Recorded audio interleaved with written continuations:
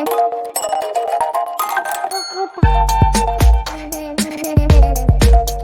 Everyone, इस video में बात कर लेते हैं एनएफएल की as a National Fertilizers Limited की क्विकली एनालिसिस देख लेते हैं। चैनल को लाइक एंड सब्सक्राइब करना मत भूलिएगा। तो एनएफएल में आप देख रहे हो कि यहाँ पे आज अच्छी तेजी देखने को मिली स्टॉक में था, या 100 के लेवल से स्टॉक में तेजी दिखी और ऊपर की दिशा में ये 109.6 के आसपास स्टॉक में तेजी देखने को मिली। अच्छा मूव था। यहाँ पे आप देखें तो केमिकल फर्टिलाइजर्स के काफी स्टॉक आज ऊपर की दिशा में ट्रेंड अब था, इनका सारे ही अच्छे चलते हुए नजर आए और यहाँ पे 10% के करीब स्टॉक भी चलते हुए नजर आया। हर्डल जो एज इट इज फेस होते हुए नजर आया इस बार भी, वो हर बार की तरह है। यहाँ पे आप देखें तो जैसे ही स्टॉक ये 108 के आसपास आता है और सेल ऑफ देखने को मिल जाता है यहाँ कहीं पे, ऑलरेडी ये 5वीं बार ऐसा हो रहा है कि स्टॉक में ये सेल ऑफ है। अब सेल ऑफ की वजह है कि स्टॉक आप देखें यहाँ पे एक असेंडिंग ट्राइंगल का पैटर्न बनाते हुए नजर आ रहा है अपन को, ठीक है ना। ये इसके पहले बार आ गई थी और यहाँ पे आप देखो तो असेंडिंग ट्राइंगल का पैटर्न कुछ बनते हुए नजर आ रहा है। अब मान लीजिए अगर यहाँ नहीं निकलता है फिर से, इस बार आज सेल ऑफ ऊपर देखने को मिला, प्रॉफिट बुकिंग हो गई, नहीं निकलता है तो धीरे धीरे करके इस लाइन से फिर से नीचे आएगा, यहाँ सपोर्ट लेके फिर बाउंस करेगा, तो यहाँ कहीं पे फिर से अपन एक्यूमुलेट कर सकते हैं और यहाँ पे स्टॉक फिर कोशिश करेगा निकलने की। तो कुछ ऐसे मूव अभी पेंडिंग है स्टॉक में। बात आती है अभी स्टॉक के नतीजों की। नतीजों के आसपास भी स्टॉक में थोड़ी वोलेटिलिटी रहती है। नतीजों की बात है तो यहाँ पे 28 में कोई स्टॉक के नतीजे हैं, तो यहाँ पे स्टॉक के जब नतीजे आएंगे उसके बाद देखते हैं क्या कैसा सीन रहेगा। क्योंकि आप देखें एनएफएल के इसके पहले के नतीजे कुछ खास नहीं रहे। दिसंबर क्वार्टर भी वीक था। लास्ट टू लास्ट ईयर के दिसंबर आप देखें तो 589 सीआर था और लास्ट ईयर दिसंबर 140 सीआर था।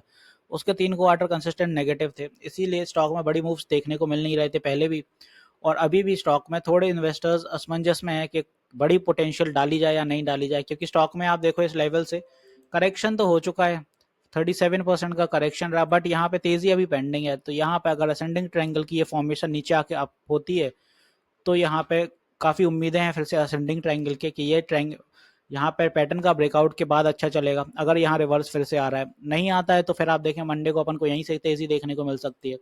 तो आई थिंक यहाँ पे एनएफएल आपको क्लियर होगा। अब यहाँ पे तेजी के बाद स्टॉक में जो स्ट्रॉन्ग ऊपर की दिशा में रेजिस्टेंस है वो आप देखें यहाँ कहीं पे आती है 112 के आसपास, ये रेजिस्टेंस देखने को मिलेगी अपन को।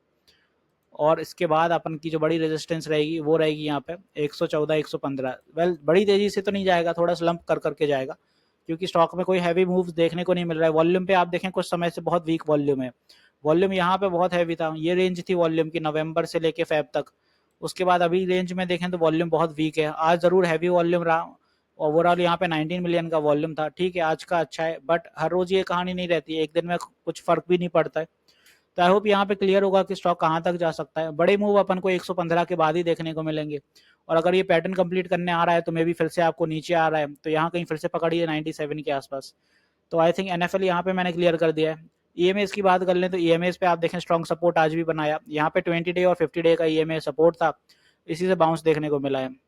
तो ईएमए फिलहाल सपोर्टिव है। अब अगर सेल ऑफ आएगा तो यही ईएमए फिर आपको नेगेटिव भी देखने को मिल जाएंगे। तो एनएफएल अभी थोड़ा असमंजस में, यहाँ पे जब तक पैटर्न का क्लैरिटी नहीं होती है यहाँ ब्रेकआउट देगा या फॉल करेगा तो यहाँ देगा, उस हिसाब से चलना पड़ेगा आपको भी। आई होप मैंने यहाँ सारी चीजें क्लियर कर दी है। मिलते हैं नेक्स्ट वीडियो में। This is me Shubham Yadav signing off.